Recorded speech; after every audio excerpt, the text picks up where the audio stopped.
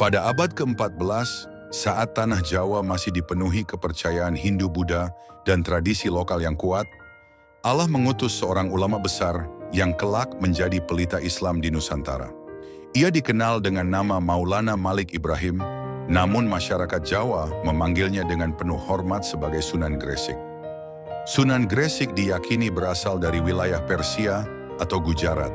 Ia bukan hanya seorang alim dalam ilmu agama, tetapi juga seorang pedagang, tabib, dan pendidik yang bijaksana. Sejak awal kedatangannya ke Nusantara, ia telah membawa satu tekad, menyebarkan Islam dengan kelembutan, keteladanan, dan kasih sayang. Ketika Sunan Gresik tiba di daerah Leran, Gresik, kondisi masyarakat saat itu sangat memprihatinkan.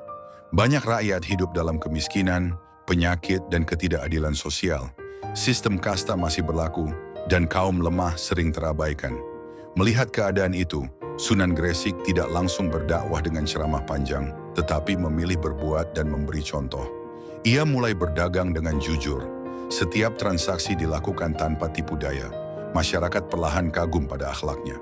Kejujuran dan kesederhanaannya membuat orang-orang mulai bertanya, agama apa yang engkau bawa hingga akhlakmu begitu indah?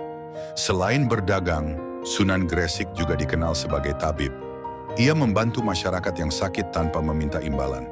Ia merawat mereka dengan penuh kasih, sambil mengajarkan bahwa setiap kesembuhan datang dari Allah yang Maha Esa. Dari sinilah masyarakat mulai mengenal konsep tauhid secara perlahan dan alami.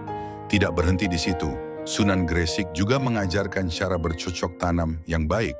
Ia memperkenalkan teknik pertanian baru agar hasil panen meningkat. Bagi Sunan Gresik, dakwah bukan hanya soal ibadah, tetapi juga menyejahterakan kehidupan umat. Ketika kepercayaan masyarakat mulai tumbuh, barulah Sunan Gresik mengajarkan Islam secara lebih terbuka. Ia tidak memaksa, tidak mencela kepercayaan lama, dan tidak merendahkan budaya setempat.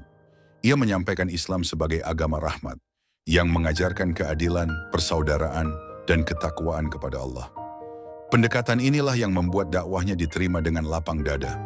Banyak penduduk Gresik yang kemudian memeluk Islam, bukan karena paksaan, melainkan karena hati mereka tersentuh oleh akhlak Sunan Gresik. Sunan Gresik juga mendirikan pondok pengajaran Islam sederhana, tempat masyarakat belajar Al-Quran, akhlak, dan ilmu kehidupan.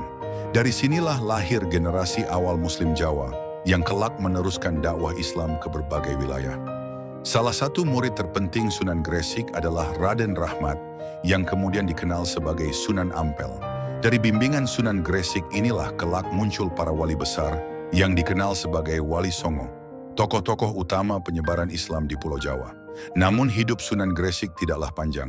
Pada tahun 1419 Masehi, beliau wafat di Gresik. Kepergiannya meninggalkan duka mendalam bagi masyarakat yang mencintainya. Ia dimakamkan di Gresik, dan hingga hari ini, makamnya menjadi tempat ziarah umat Islam dari berbagai penjuru Nusantara. Meski telah wafat, warisan dakwah Sunan Gresik tetap hidup.